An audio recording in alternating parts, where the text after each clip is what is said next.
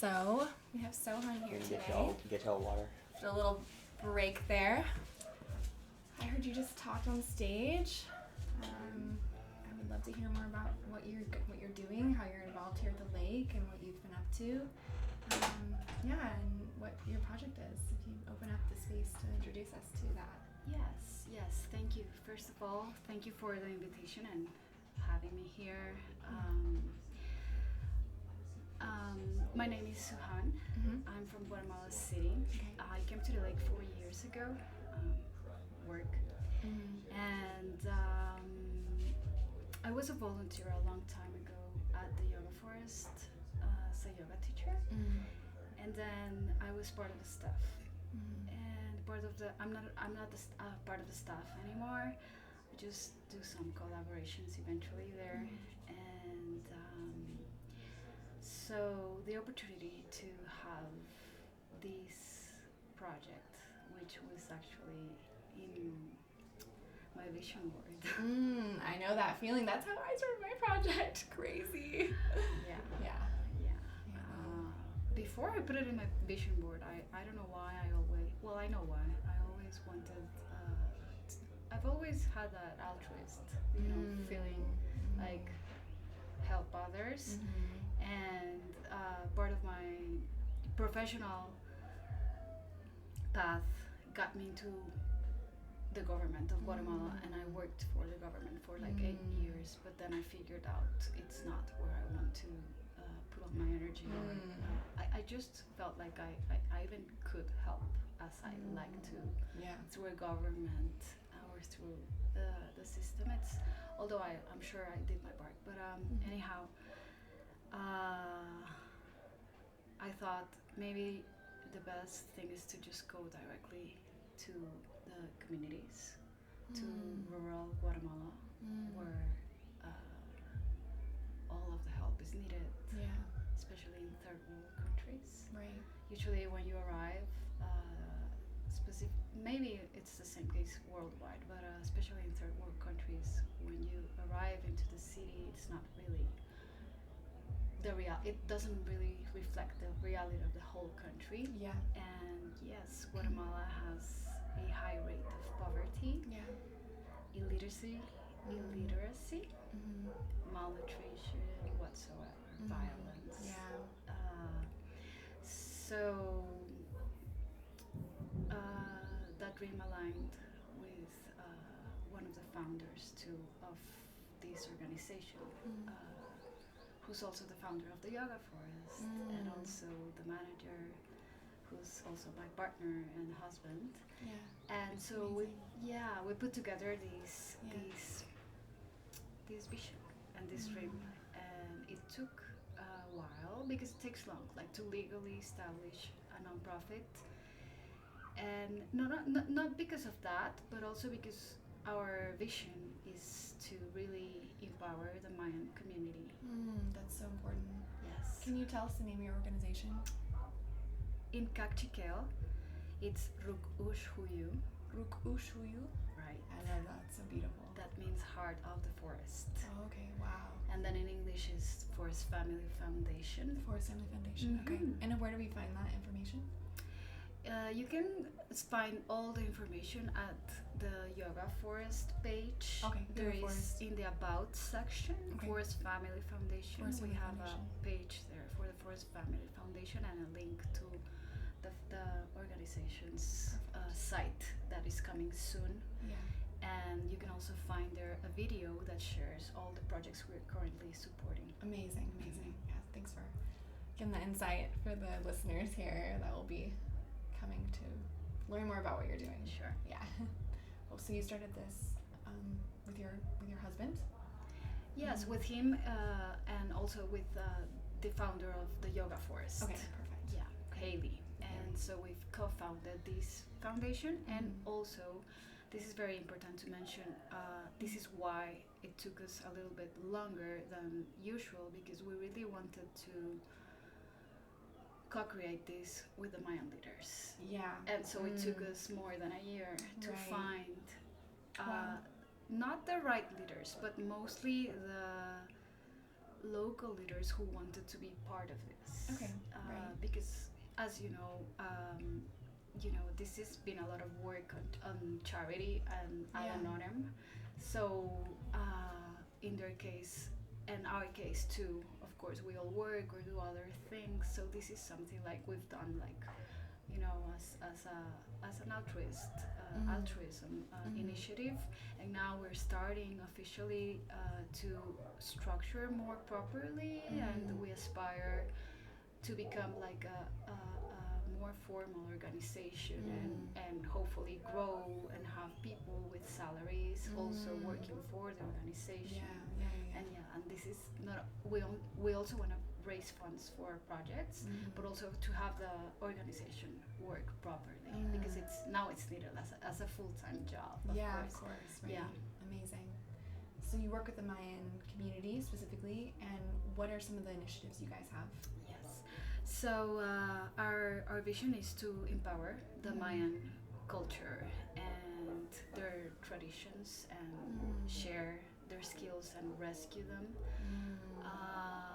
So this is to keep the Mayan culture not only alive, but also to have these communities be proud of their traditions, and some of them, for instance, the weavers, they inherit these weaving techniques and embroidery, and sometimes they don't know what they're weaving, and there's symbolism in their textiles. And so one of the projects we're supporting, for instance, is looks to empower women. This is a very special collective of weavers called RUKUX CHUPUP, and it's a collective from San Marcos Laguna, and they are survivors of domestic violence. And so the idea is to empower them, not only by giving them all this knowledge of what they are weaving, so they can transmit that when they are selling their project, so they can communicate, to the people what they are transmitting in their textiles, and also to help them empower from a sense of valuing their own work. So whoever is buying their work can also value their work, because it takes them days, to weave and do this amazing work they do. And we want to do also like human rights workshops to give them this information and have them learn a way to become independent, because many of these women are still in their households because they depend on the man who probably is abusing them, and the income he provides, right? And so that's one of the projects we're supporting, RUKUX CHUPUP. We're also supporting Corazón del Tul, which is an organization of local fishermen that plants tul in the shores of Lake Atitlan as a filter. Oh, that's amazing. Yes, to keep bacteria out and kind of help on the health of the lake. Of the lake and the environment. Oh, that's so beautiful. And that also creates ecosystems to bring more fish. Right. That's so good. And so we're supporting them as well. We're supporting them. We're also supporting the education segment. We started more than a year ago with the Pedro Molino Pubic School, which is here in the center of San Marcos, La Laguna, and a program of inclusive education, which aims to support those kids with special needs. Oh, that's so important. Then, for instance, we're in the process of hiring facilitators that are gonna come and prepare the school's teachers, and then select one teacher that's gonna take care of giving the school curriculum to the kids with special needs in San Marcos. And then our dream is to also support other education institutions around the lake, hopefully, and someday hopefully around Guatemala. Amazing. The other project is the rescuing or sharing of Mayan wisdom and Mayan cosmovision. So we work with two of our local tatas or Mayan priests, and idea here is not only to preserve their Mayan altars and their spiritual customs of Mayan ceremony, which we also implement already by promoting their tradition to all of the clients who come to the yoga forest or the groups who train there. But also we aim to share this knowledge with little kids, and so we have a project there to rescue this ancestral knowledge and make them proud of that heritage from our ancestors and grandparents, and also this because these traditions have been repressed, through many years by religion or many religions that are now part of the country and population. And so, yeah, the idea is to expose and share that Mayan knowledge with the world. And yeah, so I talked about the health environment of the health and environment of the lake through Corazón del Tul, the women empowerment initiative through Luna de Cachiquel, Women's Collective, and the education program with the local public school and the Mayan heritage. Amazing. Yes, that's the 4 projects we have started with, and that we're currently supporting, and we want to always support. They are actually the local leaders who represent these 4 initiatives. It's 5 of them, because it's 2 from the Mayan Ancestral Initiative. It's these 5 Mayan leaders are part of our board of directors. I was just saying at the introductory speech outside in the stage that this is not a usual non-profit in the sense that it's conformed just by the legal requirements of you need to have 7 people or 8, I think, in the board. But we took the time, this is why it took us longer, as I said, to pick these people who are part of the board so they can make decisions of where the money is going to. And not only that, from them we really have the information of what's really needed. So it's not like, okay, we're gonna donate in, I don't know, water or whatever. You know what? I'm not saying it's not needed.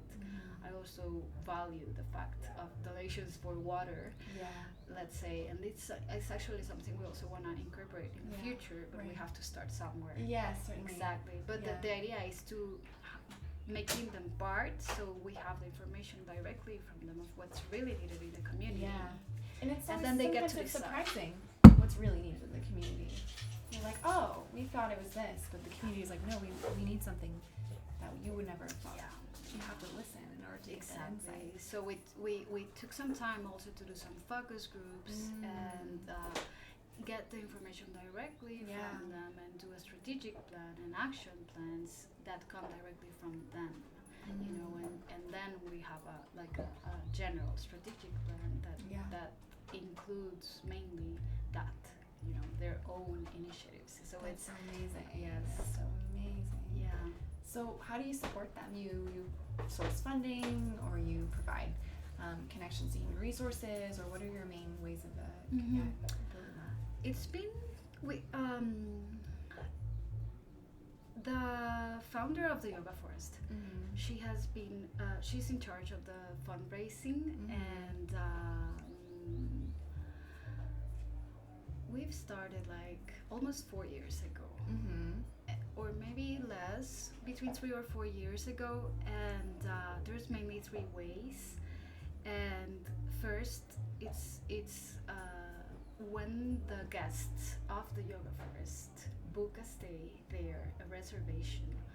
By the time they book their stay, they have an option to donate before they book the reservation. So let's say they want to donate there, or at the time of their checkout, when they close their tabs for any additional expenses they have there, they also have an option to leave a donation for the Forest Family Foundation. And so when the Yoga Forest receives the donations from its guests, the donations money goes directly to the foundation, to the fund.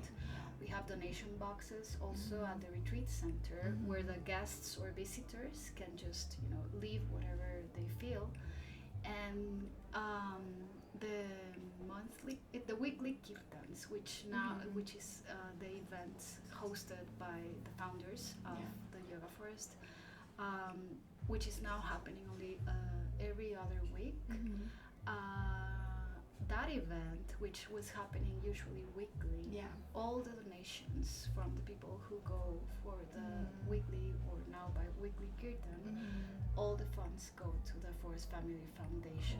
So that really supports us. It's not that much, but it's like the seed money. Yes, totally. Yeah, the Yoga Forest has been raising, and then the other part is we've created a Patreon account for the Forest Family Foundation, and now there is an option for a membership there. You can choose $8 a month or $13 a month, or you can switch that quantity, and if you like to donate more or less, and in exchange of that membership, you get access to online content.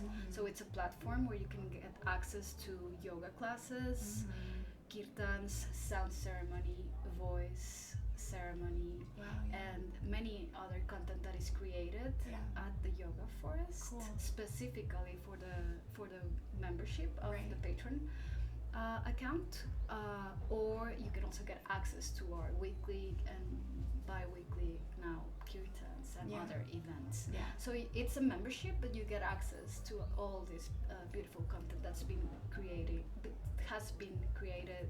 and it's been constantly created since more or less a year ago. And that's like the recent way we've created to capture funds. And as of hopefully August of next month, we're going to also be able to receive direct donations to our local bank account. That's on the name of the foundation. Amazing. So you're providing funds for all these incredible resources, and you're providing human resources too, like volunteers, or how could, if people wanted to be part of this and maybe they didn't have money, or they're locals or they're travelers coming through and they wanted to be involved, is there a way to have that? Yes, we're about to, we've thought of that other option this year. We want to implement an intern program of volunteers who want to come to Lake Atitlan, and aside from, you know, spending their time here, they want to give something back. So we're in the process of creating internship programs that can support the Forest Family Foundation. And one of our donors, who is the Kula Collective School of Yoga, they also have 2 positions of interns that now those interns in the past were contributing directly to the yoga school in the agreement they have with them, but now Kula Collective is opening these internships to fully support the Forest Family Foundation. And we also have other sort of support from them. Amazing. That's so great. Amazing. So I love all this. I'd love to hear more about your story and like what from your life, or what sparked this desire to give back in this way. Like, how did you get to be in this position? As I said, I started working very young, practically right after college, and my second job, my first job was 1 year in the private sector, but my second job was straight into the government, and I was there for 8 years. And when I realized I couldn't help as much as I needed, although I feel very grateful for that opportunity, and I feel you know, my purpose there was met because I got to learn a lot. You got all the tools and the experience and the confidence and the insider, like, oh, this is where the holes are. You know, this is where we need to fill them. But honestly, I don't want to speak about the government, Yeah. so because it's not where this government goes to. But honestly, it was like a disappointment where when I realized I couldn't do as much, or somehow I realized how things worked. Then this spark came, like, okay, this is not the way, you know. Oh, wow, I wanna help in another way, and that's how I then, you know, it came clear to me many years later, and I put it in a vision board. And I'm like, I want to work for a non-profit organization or some sort of foundation that can reach directly the communities. And then through yoga and my yoga teaching path, I got to the yoga forest, and this dream came into alignment with the yoga forest founder, who also had the same will or dream. And we were once talking about what did I wanted from my stay at the lake. And then she also shared her vision, and then my partner also incorporated, and this is how we created the dream. It's like the initiative of everybody just aligned, and this is how it's synchronized. And it's been years of work, but I think it's reaching the time where, you know, we can finally start to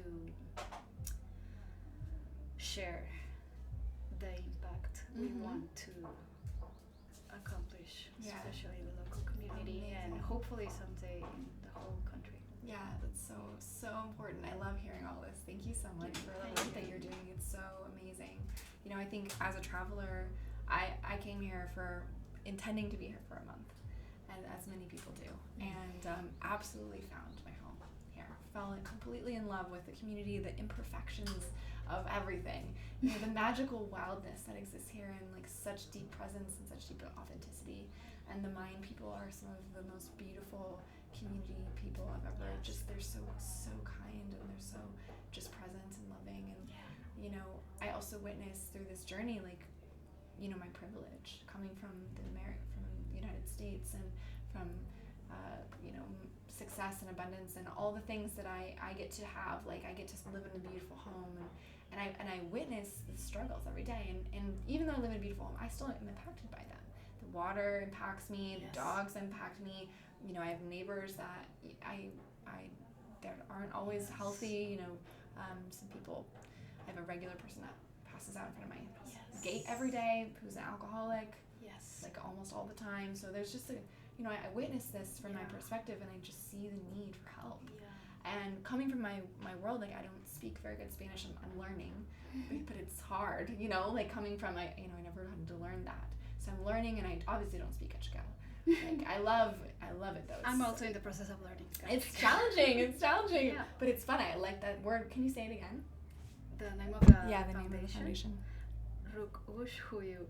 RUKUX CHUPUP. Yeah. That's so pretty. You got it perfect. RUKUX CHUPUP. Yeah, and it means heart of the forest. Heart of the forest. That's I really appreciate your sensibility.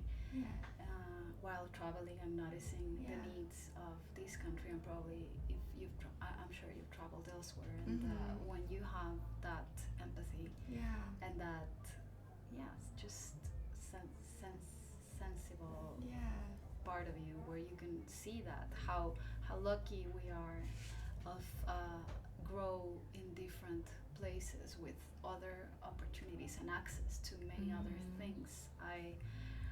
This is the case also in Guatemala City, where I was raised most of my life, because I also lived abroad. And actually, now that you mentioned your experience through traveling and empathizing with the needs of the rural Guatemala, maybe that's how the real, back to your question of what was the spark, or what called me into having these idea or dream of helping, you know, directly into my country's communities, local communities. It's while I was working in the government, I got to travel a lot abroad, but also to rural Guatemala. Yeah. And I traveled many places abroad Guatemala, but there was specifically a calling here. Mm-hmm. Yeah, and Yeah. it was here where I first empathize with that need, and Yeah. when I saw, especially with children, you know, and I Yes. was like, why or how come, you know, we just in the city that's 3-4 hours away, we got access to other opportunities, to other type of schools and education, and this is not the reality for most of Guatemala's population, and It's so especially the Mayan people that are Yeah. 85% of the population, and that have been repressed Yeah. by the systems and Yeah. by history. No, it's so through true. Yeah. Colonization and government. and you Things know, that went wrong. when it's even not fair when this country it's about Mayan culture. It We are is. the heart of the Mayan world. Yeah, and you feel that coming here. I was in Mexico before this, and they It's a love, living culture. Yeah, they love it, but like not. I mean, they have the Mayan, but it's almost like a show in a lot of ways. At least for the parts when I was there, like here. I mean, I understand what you're saying. a I was little bit of just a and facade. I've been many times to the Riviera, and it's also a place where I have a lot of connection. But we were wondering on our last trip with my husband, it's like, where are the communities? Yeah. Where, right? And here you get to live. This is why I don't know if you're aware, but the country's Guatemala's slogan is "Heart of the Mayan World." Oh wow, I didn't know that. Because you I get to feel live. that. It is Yeah. the heart. And it I've is always the had heart. a connection because I'm Guatemalan, you know. Yeah, it's also in right. my blood. It's Yeah. also part of my ancestors, you know. Right. So I have a deep connection, even Yeah. though I don't even speak Cachiquel or any of the Mayan languages that are 24, by the way. Right, I don't. Yeah, so many. Yeah. But yes, this is the idea, to empower them, to share with the world the real meaning of that country's slogan. Even the name Guatemala, it's a Mayan name. Guatemala. Guatemalan. Guatemalan. Yes. Ooh, And then it got Guatemalan. transformed by Spaniards Okay. back then, Okay. from Guatemalan to Guatemala, Oh, because they had wow. some hard time Guatemalan? pronouncing. Okay. Uh-huh. And it has that means Mayan in it. Guatemalan. Yes, Guatemalan. And that Mayan with a Mhm. Y or an L? Guatemalan, C-O-A-C-T, Guac-T, E-M-A-L-A-N, Guatemalan. Guatemalan. Wow. And then it got transformed to Guatemala, Wow, amazing. and it means land of trees. Land of trees. Oh, we do have so many trees here. It's so like It's it feels like green. home to me. Yeah. Yes. I'm from Oregon, and so Oh, Oregon yeah. is, I mean, No wonder trees you and feel the mountains. connection. Yes, I feel. And my generations go very far back in Oregon. Like Oregon Trail, like for as far back as you can go with being in a United States, person. But I do feel a deep roots in the trees and the oceans, and this is a caldera lake, Crater Lake. Crater Lake is in Oregon also. It's a volcanic caldera. The water stays in and it doesn't go anywhere. And, and I see Crater Lake, and it's so clear, it's so protected, it's so contained, and it's so beautiful, but nobody's living there. It's kind of just like a pretty thing you go and witness, and that's amazing. It's preserved, but this is a living lake. People live on the lake, they live with the lake. There's a connection to the lake energy, to the volcanic energy, to the land. Yeah. It's so special. There's no place like that I Have you noticed how after 10 a.m. there's more waves? Yes. And it yes. around 10, 11 it Yes. starts, by 1, 2 it's like Yeah, a sea it's almost, really, yeah, and it's then like an it ocean lasts. almost. Yeah, and so they say it's also like this living energy from the center of the lake, and that's an effect we call shokomil with Oh, an X. chocomil. Oh wow, Yeah. that's a Cachiquel word. Yeah, I'm not sure if it's Mayan Cachiquel or Just a other Mayan, Mayan, Mayan word, word. but it's Mayan for sure. Shokomil. And there's also a legend behind. Does it have to do with the dragon? Can you tell us about? Do you know about the dragon? Can you tell us about it at all? No, it's not. This one's not about the Okay, dragon. okay. There's a lake dragon. No, it's a legend that it's about a princess Ooh. that the lake was in love with the Mayan prince princess. Oh wow. And apparently she was in love with a man, a Mayan man, and I don't really remember how the story goes, but something happens to the man she was in love with, and because she was so sad, then she went into the lake, and then the lake rescued her, so she kind of like just drowns there, and then so it's a story of the lake being also in love with the princess or something. And the like Mayan that. people, right? The metaphor of like the lake loves the Mayan people, and like it's a mutual love. Although there's also an explanation supposedly about the wind from the north and the south creating a vortex kind of thing. Oh, interesting. But there's also a legend, a Mayan really? legend. So I just feel that it's these beautiful myths that also keeps the magic alive, even though you can find some scientific explanation behind it. It's a matter to believe, right? It is, yeah. I'm sure you understand. I do. Magic. Yeah, definitely, yeah. Because this is a very magical place. This is a very magical place, absolutely. I mean, even the origin story of what you're talking about and how this kind of, you put it on a vision board, and then you were led by your heart to a place where everything you wanted. And through another path. Right. And you were given, like, from the lake in a mirror, like, here, you wanted this, you could have it. And that's happened to me too. Like, I have a house here called the Goddess Temple now, and I'm turning it into a project, and it's just happening. But it was on my vision board for five years ago. And I tried to do it, and it didn't work out back in Portland, and I lost sight of it. And then I came here, and like, it's flowing. Literally, like, so much magic is coming from it. Yes. And actually, I'm so inspired by this conversation because just 2 nights ago, I had a new moon party at my house called Metamorphosis. It was so beautiful. Yeah, I heard. Oh, good. I'm glad you heard. Yeah, it was so beautiful. And I some stuff happened, and it was the first time I really got some conflict that happened. It came up. We solved it. It's all good in the end. But I realized, like, I need to protect it a little bit more. And I had this insight, and one thing I really want to do too is I want to give back to the community. I'm not over here, like, we don't make very much, much money from those events, but it doesn't matter. Like, I still am using this land to create my visions, and like money comes through the house, and it's something I want to give back very much to the community. It's so important to me. I witness it every day. All the things I experience. I've gotten parasites. I've been sick. I've had, like, I don't have hot water at my house right now. Like, and imagine things are perfect.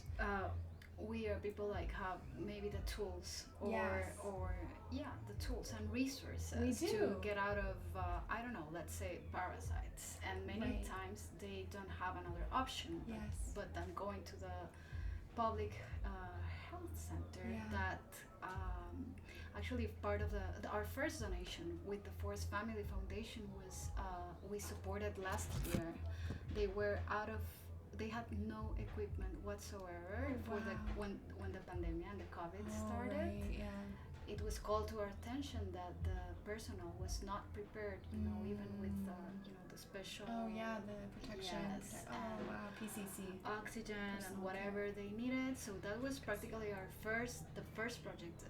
It was not a project. I mean, it was the first donation we did because these health centers in countries, third world countries like Guatemala, are not fully supported unfortunately, by the local government. So, this is when, imagine, we as we were saying, we have resources, like at least we have money to access or our income to access other sources of healthcare.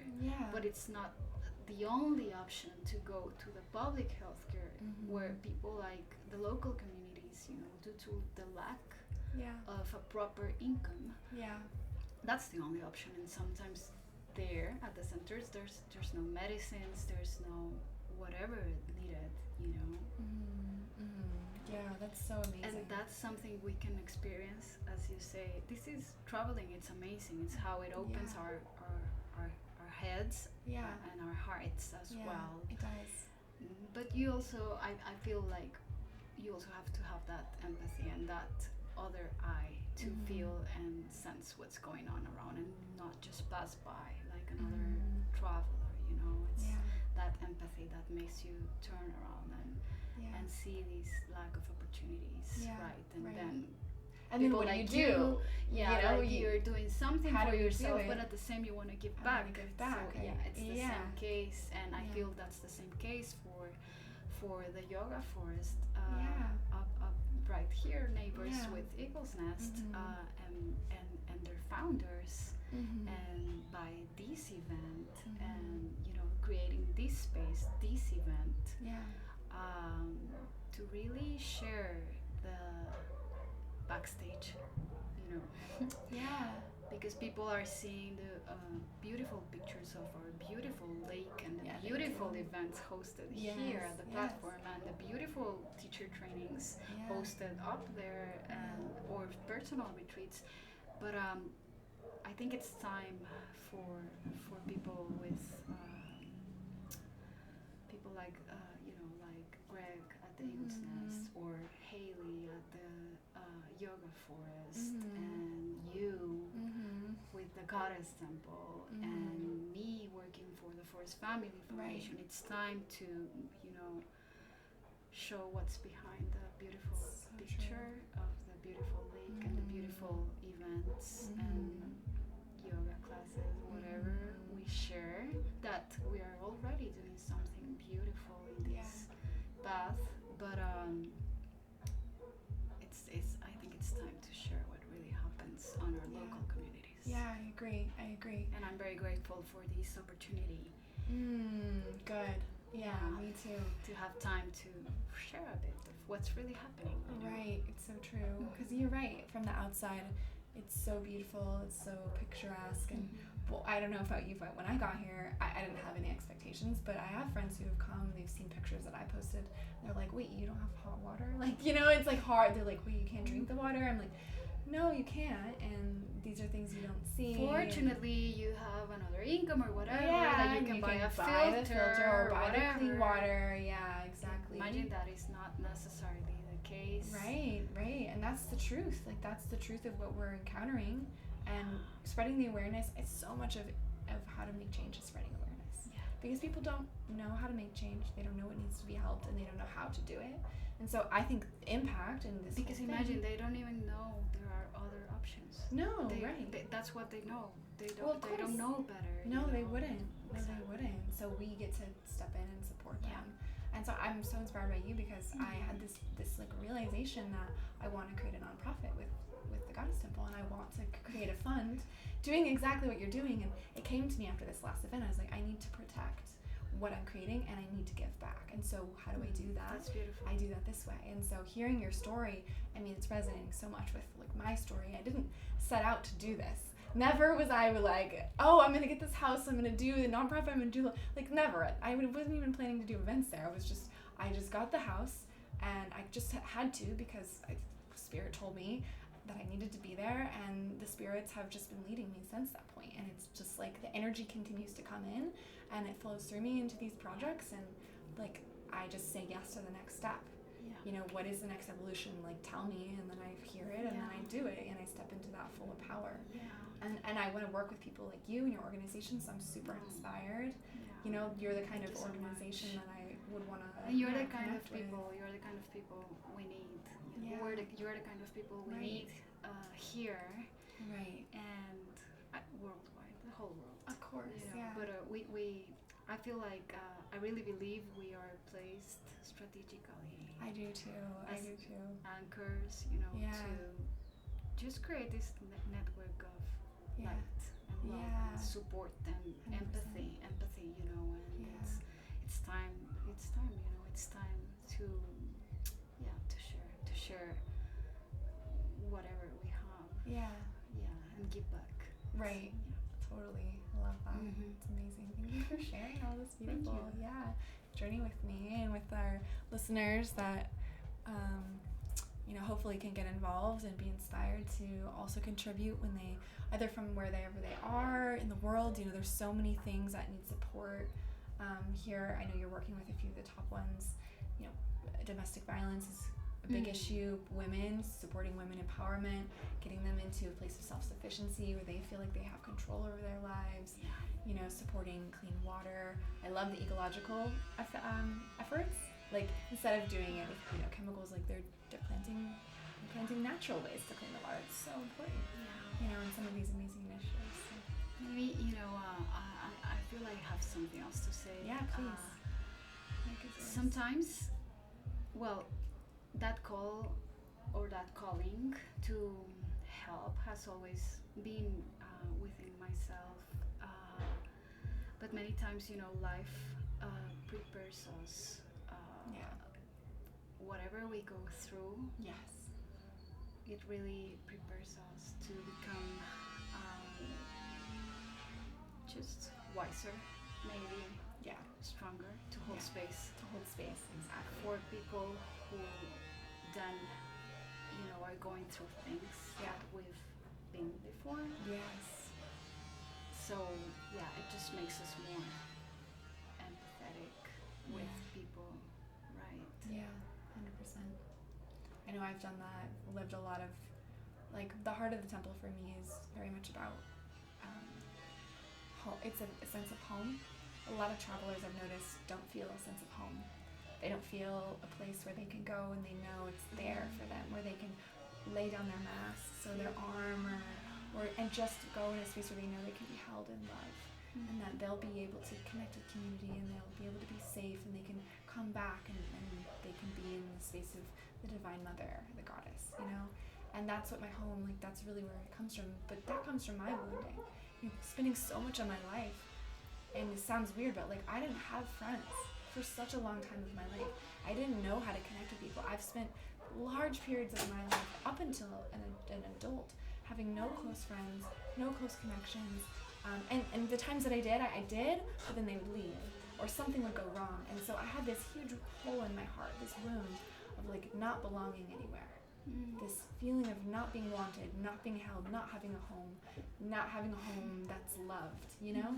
And as I have evolved and grown in my life, I've you know, grown into who I am. That wound has become my heart and my passion and why this temple exists and what my real intention is behind it.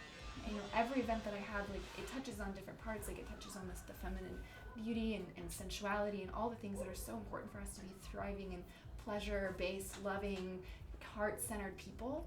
But the whole purpose behind it is, like, how do we create, like, love, like pure love from the heart, and how do we create a sense of home so that everybody feels they can come and rest and be held in the heart, in the arms, you know, in the temple. Beautiful.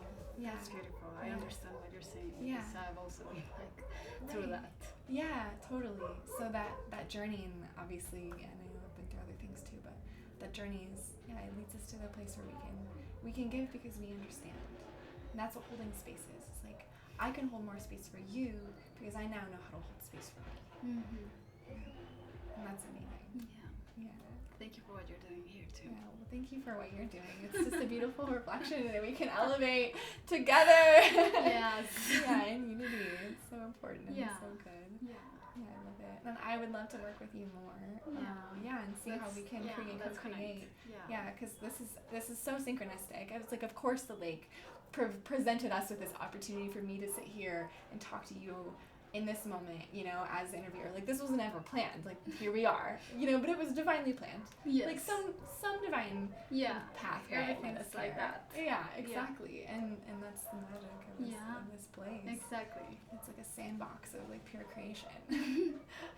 Yeah, I'm sure. Yeah. It's amazing. Yeah.